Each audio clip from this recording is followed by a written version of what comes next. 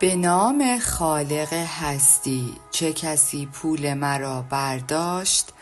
فصل 14.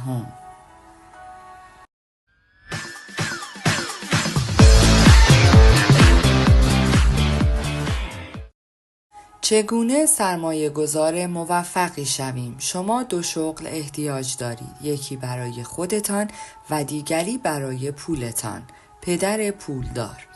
پیدا کردن شغل برای پولتان. همانطور که به انتهای این کتاب نزدیک می شویم متوجه خواهید شد وقتی مکرراً سوالات زیر از من پرسیده می شود چه احساس ناامیدی دارم. اگر $10,000 داشتید در چه زمینه‌ای سرمایه گذاری می کردید؟ شما بازار املاک را پیشنهاد می دهید؟ درست است. بهترین سرمایه گذاری برای من چیست؟ چگونه شروع کنم؟ وقتی این قبیل سوالات را میشنوم میدانم که این افراد در حقیقت به دنبال جایی برای سپردن پولشان و ادامه دادن شغلشان هستند. این کاری است که سرمایه گذاران می کنند. 18,000 کارمند. وقتی در تور کتاب واشنگتن بودم مرد پیری در پارکینگ به من رسید و بدون ادب پرسید شما همان کسی هستید که به مردم پیشنهاد می دهد در املاک سرمایه گذاری کنند؟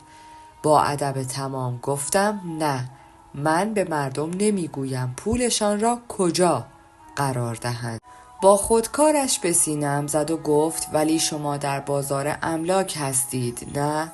خودکار را کنار زدم و گفتم من به مردم سرمایه گذاری در تجارت، املاک، اوراق بهادار و کالاها را یاد می دهم. من در همه دسته ها سرمایه گذاری می کنم.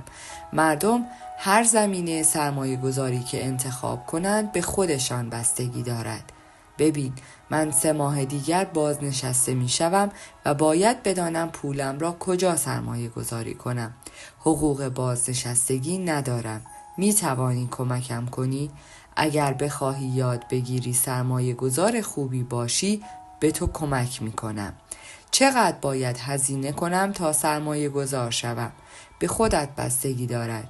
چقدر برای سرمایه گذاری پول داری؟ حدود $18,000 در بانک، 1 خانه کوچک و 1 ماشین. وامی هم ندارم. این تمام سرمایه من است.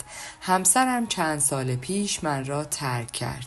او شغل دولتی ثابت و منافعی داشت. من برای شرکت کوچک به عنوان مهندس کار می کنم. ولی شرکت خوب عمل نمی کند. کار کردن آنجا را دوست دارم اما حقوق کم است و منافع و ضمانت واقعی وجود ندارد. با سکوت تایید می کردم و واقعا می دانستم چه دردی پشت حرفهای اوست. درد او من را به یاد پدر بی پول انداخت که حتی بعد از سن بازنشستگی به دنبال کار می گشت. نهایتاً گفتم خب شاید نباید بازنشسته شوی. چرا پول را در بانک نمی گذاری و به کار کردن ادامه نمی دهی؟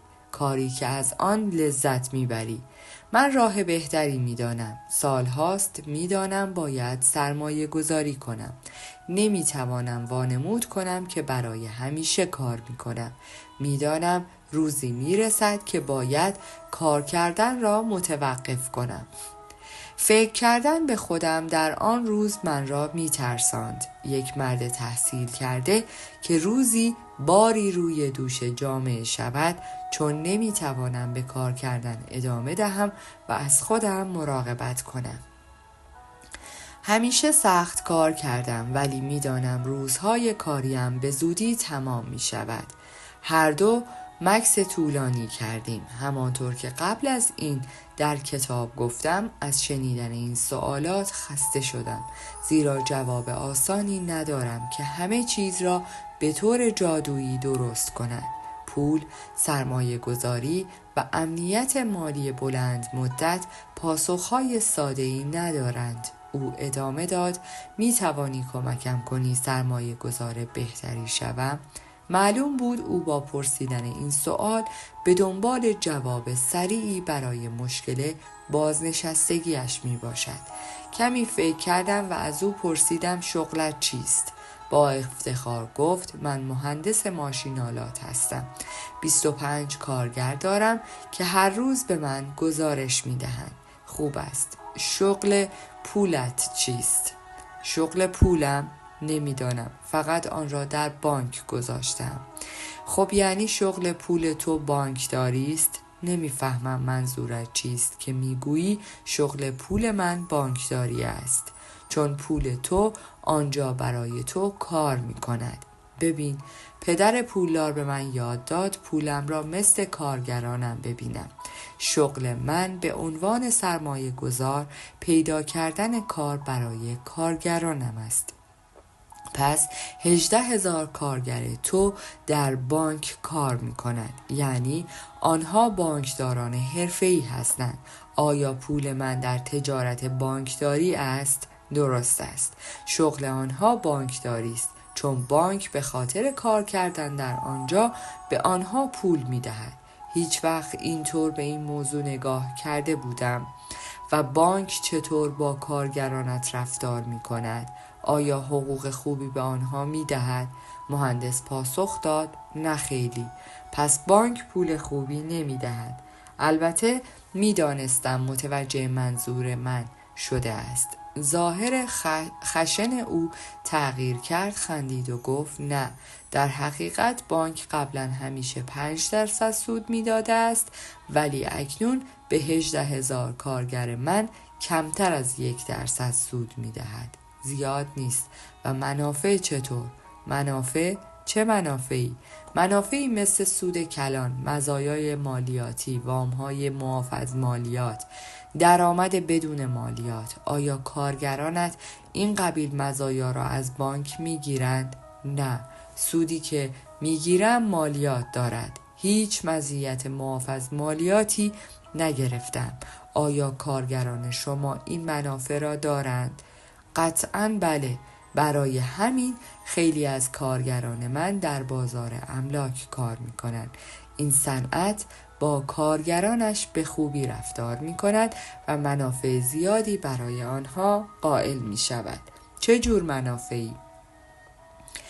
مثل پول معاف از مالیات برای سرمایه گذاری، سود کلان مورد علاقه مالیات، گردش نقدی، فریبنده برای کاهش بها، مالیات‌های کم به خاطر هزینه‌ها، بیمه در برابر ورشکستگی، محافظت در برابر غارتگران، مال و خیلی چیزهای دیگر. من در بانک هم کمی پول دارم، اما نه زیاد. بانک من هم با کارگرانم خوب رفتار نمی کند. او پرسید بازار سهام چه؟ آنها با کارگران چطور رفتار می کنند؟ مثل کاری که بیشتر شرکت‌های عظیم با کارگرانشان می کنند. برای همین است که کارگران شرکت‌های بزرگ برای محافظت از سود کارگران از دست صاحبان و مدیران اتحادیه تشکیل می دهند. خیلی از کارگران پولی به جای پیوستن به اتحادیه به سهام متقابل تعلق دارند. اسم متفاوت ولی ایده مشابه. در این مورد همیشه بین کارگران و مدیریت بر سر پرداخت حقوق و منافع مشاجره است. در حقیقت مدیریت همیشه حقوقش را میگیرد، ولی حقوق کارگران بستگی به خوب کار کردن مدیریت دارد.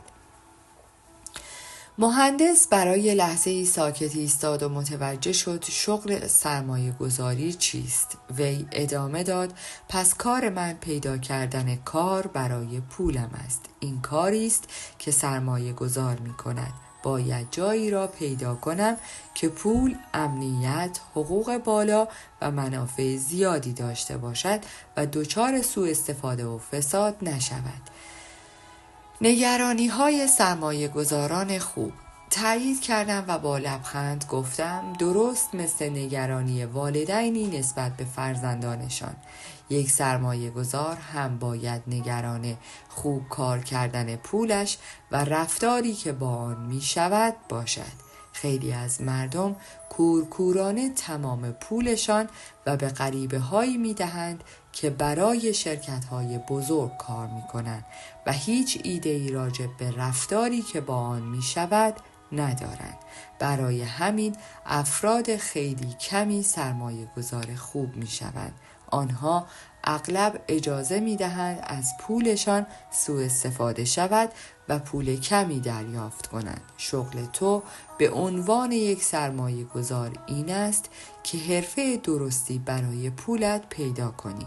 به خودت یاد بده با کارگرانت با احترام رفتار کنی. برایشان مکان خوبی پیدا کنی، از آنها محافظت کنی، مطمئن باشی حقوق خوبی میگیرند و در نتیجه پولت چند برابر می شود و سخت برای تو کار خواهد کرد. کار کردن برای غریبه ها. باید می رفتم. من با فرد متشخصی که روبرویم ایستاده بود صحبت کردم و فکر می کنم جوابش را گرفت. حداقل او درک بهتری از سرمایه گذاری پیدا کرد. لبخند زد، دست داد و گفت متشکرم. من هم دست دادم و گفتم پدر پولدار می گفت اگر پولت را به غریبه ها بدهی قبل از اینکه برای تو کار کند برای غریبه ها فعالیت می کند. پس باهوش باش. بهترین حرفه را برای پولت پیدا کن و پولت از تو مراقبت خواهد کرد. این تمام ماجرای سرمایه گذاری است. سرمایه گذار خوب نگران چه چیزهایی است؟ به یاد داشته باشید سرمایه گذار 5 چیز دارد. 1. کسب درآمد یا همان ایجاد درآمد. 2. مدیریت. 3. قدرت نفوذ. 4. محافظت و 5. برنامه خروج. دلیل اینکه سرمایه گذاران حرفه‌ای این 5 قدم را در برنامه ریزی سرمایه گذاری هایشان دارند این است که نگران پولشان و کارگرانشان هستند. در اصطلاح سرمایه گذاری حرفه‌ای این 5 قدم مثل لیست کارهای اولیه است. وقتی آموزش خلبانی می دیدم یاد گرفته بودم از همه مهمتر پیروی از لیست کار هاست. به عنوان مثال قبل از روشن کردن موتور و بلند شدن از زمین لیست کارهای مورد نیاز را بررسی می کنم. این موضوع برای سرمایه گذاران حرفه‌ای هم صادق است. مثلا قبل از خرید ساختمان باید لیست کارهای اولیه را چک کنیم. فرایند چک کردن این لیست خدمت بزرگی به ما می کند و برای سالها پول زیادی برای ما کسب می کند. چه مشکلی با شغل و برنامه K401 وجود دارد؟ در کتاب‌های قبلیم به محدودیت‌های شغلی و برنامه K401 اشاره کردم. با استفاده ساده از این لیست دلیل آن مشخص می شود. 1. کسب درآمد یا همان ایجاد درآمد. کسب درآمد از شغلی که وقت شخصیتان را می گیرد و شما را به زحمت می اندازد راهی با بالاترین میزان مالیات برای کسب درآمد است. همانطور که بیشتر شما می دانید 3 نوع درآمد وجود دارد: معمولی، سهام و منفعل. یک سرمایه گذار حرفه‌ای در کل برای درآمد سهام و منفعل سرمایه گذاری می کند که در بیشتر موارد این درآمد از نوع ایجاد درآمد است، نه کار کردن برای کسب درآمد. 2. مدیریت. داشتن شغل به شما مدیریت، کنترل مالیات را نمی دهد. همچنین کارگرانی که به خاطر برنامه K401 در سهام متقابل یا بازار سهام سرمایه گذاری می کنند کنترلی روی هزینه های این سازمان ها ندارند. یک سرمایه گذار حرفه‌ای می خواهد روی هزینه ها و مالیات ها مدیریت داشته باشد، زیرا این هزینه ها و مالیات ها روی سود سرمایه گذار تأثیر دارد. 3. قدرت نفوذ. سرمایه گذاری در K401 قدرت نفوذ زیادی به همراه ندارد. در بیشتر موارد کارگران از کارفرمایان خود سهم مشارکت یک میگیرند. یک سرمایه گذار حرفه‌ای میخواهد به جای پول خودش از پول مردم برای سرمایه گذاری استفاده کند. 4. محافظت. برنامه 401 محافظت خیلی کمی در برابر ورشکستگی‌های بازار دارد.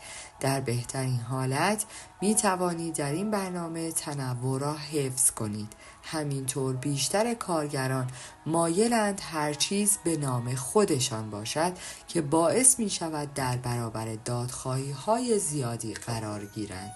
سرمایه گذاران حرفه‌ای بیشتر آنچه به آنها تعلق دارد را به اسم نهادهای خاصی در می‌آورند. آنها از بیمه برای محافظت از موقعیت سرمایه‌شان تا حد امکان استفاده می‌کنند. 5. خروج. وقتی شخصی بازنشسته می شود، درآمد حاصل از برنامه کار 401 بیشترین نرخ مالیات را شامل می شود، زیرا این درآمد در طبقه درآمدهای معمولی است، در حالی که سودهای کلان و سود سهام از برنامه کار 401 بالاترین نرخ مالیات سود درآمد معمولی یعنی 35% را شامل می شود. کل این ساختار بر این اساس پای ریزی شده است که افراد بازنشسته بیشترین مالیات را بپردازند. من به عنوان یک شخص انتظار دارم درآمدم افزایش پیدا کند تا بتوانم سرمایه بیشتری بخرم و آن سرمایه برایم کار کند. سرمایه گذاران حرفه‌ای انتظار دارند درآمدشان حتی بعد از بازنشستگی هم به رشد خود ادامه دهد. یک هشدار از لیست 5 گام. یک لیست اغلب اگر چیزی در مورد سرمایه گذاری اشتباه باشد به شما هشدار می دهد. وقتی مردم به من می گویند که امنیت شغلی و برنامه بازنشستگی کار 401 پر شده است، سهام متقابل را دوست دارم، می فهمم آنها در مسیر لیست 5 گام جلو نرفتند. نه تنها از لحاظ مالی توسط سیستم مالیات و شرکت هایی که در آنها سرمایه گذاری کردند دچار سوء استفاده می شوند، بلکه پولشان قدرت نفوذ و امنیت نخواهد داشت و وقتی بازنشسته می شوند اگر از لحاظ مالی موفق باشند خروج آنها هم توسط سیستم مالیاتی در برابر سوء استفاده قرار خواهد گرفت. سرمایه گذاران چه کار می کنند؟ صرف نظر از اینکه در چه چیز سرمایه گذاری می کنیم، تجارت، املاک، اوراق بهادار یا کالا، قبل از سرمایه گذاری لیست 5 گام را بررسی می کنیم. به عنوان مثال، قبل از سرمایه گذاری در قطعه ملک لیست را اینگونه بررسی می کنیم. 1. کسب درآمد. من درآمد معمولی نمیخواهم. اگر از این ملک درست استفاده کنم درآمد منفعل به اضافه درآمد فریبنده‌ای به دست می‌دهد که کمترین نرخ مالیات را دارد. 2. مدیریت. من کار می‌کنم تا هزینه‌هایم را کم، درآمدم را زیاد، درآمد دارای مالیات را کم و زمان پرداخت مالیاتم را خود انتخاب کنم. اگر ورشکستگی باشد می‌توانم از آن به عنوان مزیت استفاده کنم. 3. قدرت نفوذ. املاک آسان‌ترین سرمایه گذاری برای قدرت نفوذ است. قدرت نفوذ 80 تا 90% غیر معمول نیست. بخش مالیات قدرت نفوذ اضافی از طریق یک مشوق مالیاتی را پیشنهاد می‌دهد که متعدد هستند. 4. محافظت. من از دارایی‌هایم با انواع بیمه محافظت می‌کنم. همچنین اگر احساس کنم مراقبت بیشتری احتیاج دارم از نهادهای حقوقی مختلف استفاده می کنم. لایه دیگری از محافظت هم هست که توسط ترتیب دادن وجه استهلاکی که پول نقد بیشتری برای مواقع اضطراری می اندوزد تأمین می شود. 5. خروج. من به جای فروش املاک که مالیات زیادی را به همراه دارد آنها را بدون مالیات معاوضه می کنم یا می توانم سهام معاف از مالیات به ودیعه بگیرم و آن را در هر چرخه که می خواهم سرمایه گذاری کنم، مثل یک ملک یا یک قایق.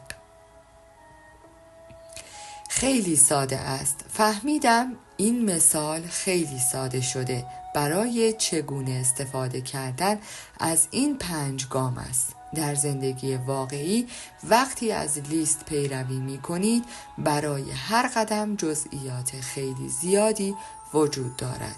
در خیلی از موارد این لیست می تواند به عنوان یک راهنمایی زمخت برای برنامه تجاری هر سرمایه گذاری استفاده شود، اگرچه هیچ چیز دقیقاً بر اساس برنامه پیش نمی رود، ولی این 5 قدم می تواند به شما برای ارزیابی سریع موانع و منافع هر سرمایه گذاری که می خواهید پولتان را در آن مشغول کنید کارگرانتان کمک کند.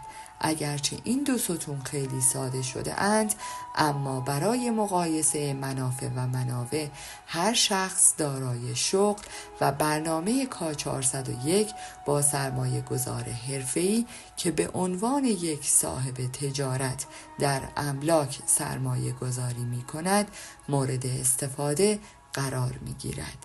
درس این فصل این است: لیست توسط سرمایه گذاران حرفه‌ای استفاده می شود، اما متاسفانه برای سرمایه گذاران آماتور کاربرد ندارد. بهترین راه برای ثروتمند شدن. بیشتر مردم فکر می کنند سرمایه گذاری وارد کردن آسان پول در معاملات داغ و امید به ثروتمند شدن یا دادن پول به غریبه ها و داشتن امید این که آن غریبه یا شرکت یک روز سود شما را بدهند است. واضح است این سرمایه گذاری نمی باشد، بلکه شرط بندی است، ولی بدتر از آن این است که کمبود احترام را برای چیزی که مردم وقت و زندگیشان را برای به دست آوردن آن صرف کرده اند نشان می دهد. بیشتر مردم دوست ندارند برای شرکت‌ها و آدم‌های کم ارزش و سوء استفاده‌گر کار کنند. ولی وقتی پای پولی که سرمایه گذاری کرده اند به میان می آید، خیلی از آنها پولشان را به اشخاص و شرکت‌هایی که به نظر می رسد بیشتر نگران سود خودشان هستند تا سرمایه گذاری می سپارند. وارون بافت گفت بهترین راه برای ثروتمند شدن از دست ندادن پول است. یکی از بهترین راه‌ها برای از دست ندادن پول صرف کمی وقت برای اطمینان یافتن از پولی است که سرمایه گذاری می کنید. همچنین دانستن این که پولتان از لحاظ مالی هوشمندانه کار کند درستی داشته باشد. خب مدیریت شود، از لحاظ مالی پاسخگو باشد و در محیط امنی قرار گیرد. یک سرمایه گذار مثل وارون بافت این کار را انجام می دهد. او با پول تجارتی که در آن سرمایه گذاری کرده، کارگرانش و سرمایه گذارانش در بالاترین درجه از هوش فردی و افراد و احترام رفتار می کند. برای این است که شرکت او خیلی موفق می باشد. پدر پولدار گفت کسانی که به پول احترام نمی گذارند و یا از پولی که کسب کردند سوء استفاده می کنند اغلب خودشان مورد احترام نبودند و یا اینکه از لحاظ مالی از آنها سوء استفاده شده است.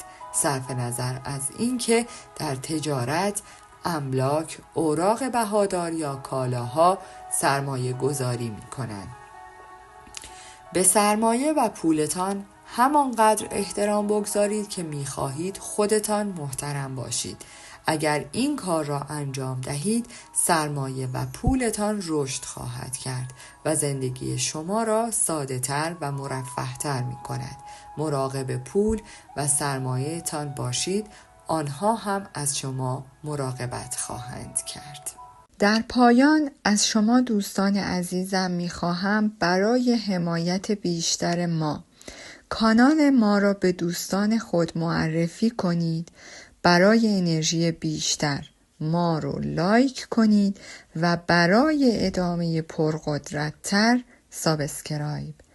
تا درودی دیگر، درود و 200 بدرود.